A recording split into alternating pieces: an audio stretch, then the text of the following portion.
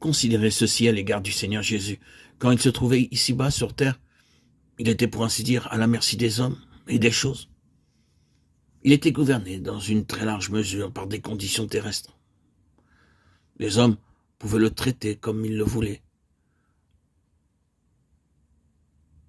Ce qu'ils firent d'ailleurs, c'est une chose vraiment étonnante, n'est-ce pas?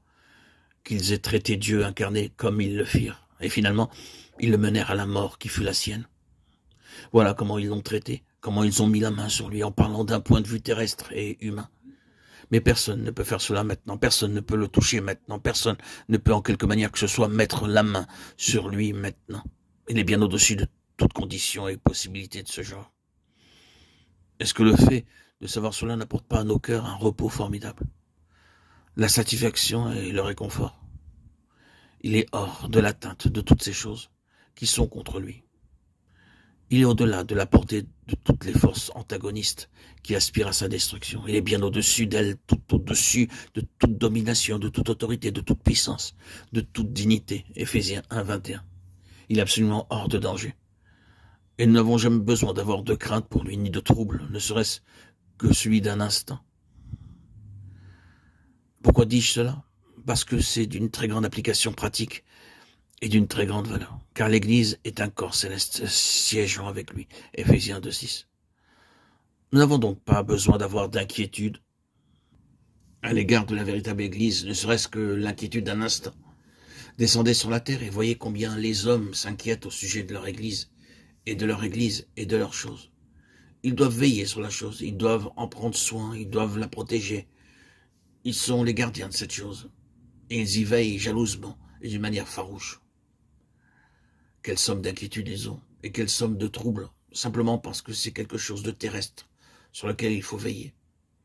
Quelle grande chose est-ce alors de se trouver dans la sphère de l'Église céleste, où il n'y a nul besoin de s'inquiéter, pour tâcher de préserver quelque chose, de le maintenir en mouvement, et de s'assurer qu'il n'échappe pas des mains. Il n'y a absolument rien de cela à l'égard d'une œuvre qui est céleste, qui est unie avec Christ dans le ciel. Il y a toute une différence lorsque l'on est sur une base céleste. Il n'y a pas besoin de vous inquiéter ou de vous tracasser pour tâcher de maintenir la chose en marche, de peur qu'elle ne fasse faillite et que vous soyez laissé sans votre chose favorite, sans celle pour laquelle vous dépensez tout votre temps et vos ressources. Une chose céleste se trouve sous la garde de quelqu'un qui, grâce soit rendue à Dieu, est au-dessus de toutes ces choses et dans le repos. C'est ce que le Seigneur a dit. Il y a plusieurs demeures, plusieurs lieux de repos dans la maison de mon Père. Je vais vous préparer une place. Jean 14, 2. Quand on parvient à la base céleste, on entre en possession du repos, exactement comme il est entré dans le repos. Vous n'avez pas besoin de vous tracasser, mais seulement de vous maintenir sur cette base-là.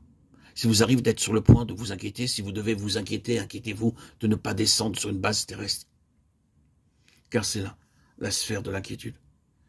Demeurez en haut, les choses célestes sont sauvegardées, sous la garde de celui qui se trouve bien loin, au-dessus de tout.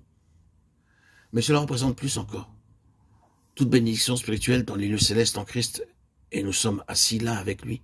Cette union céleste avec Christ entraîne une telle abondance, une telle plénitude, que nous n'avons nul besoin de nous inquiéter au sujet des provisions spirituelles.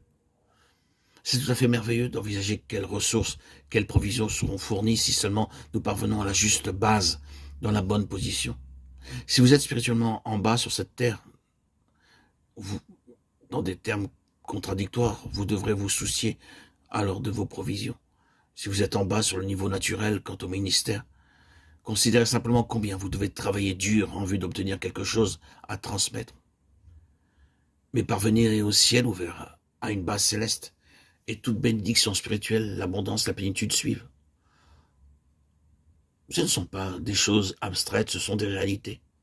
C'est l'un des miracles de la nourriture céleste, à savoir les provisions inépuisables tout au long du chemin. Vous ressentez que vous arrivez à une fin et qu'il n'y a plus rien, et alors une autre plénitude arrive, et de nouveau vous semblez avoir tout épuisé. Vous n'avez plus une miette, et cependant une autre plénitude s'approche.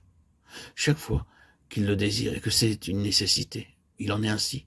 Et de la sorte, vous poursuivez votre chemin à travers les ans. Tout ceci est une participation à sa présence au ciel et à l'union de l'Église avec lui dans le ciel. C'est une partie de la réponse à la question pourquoi l'ascension et la glorification de notre Seigneur Jésus.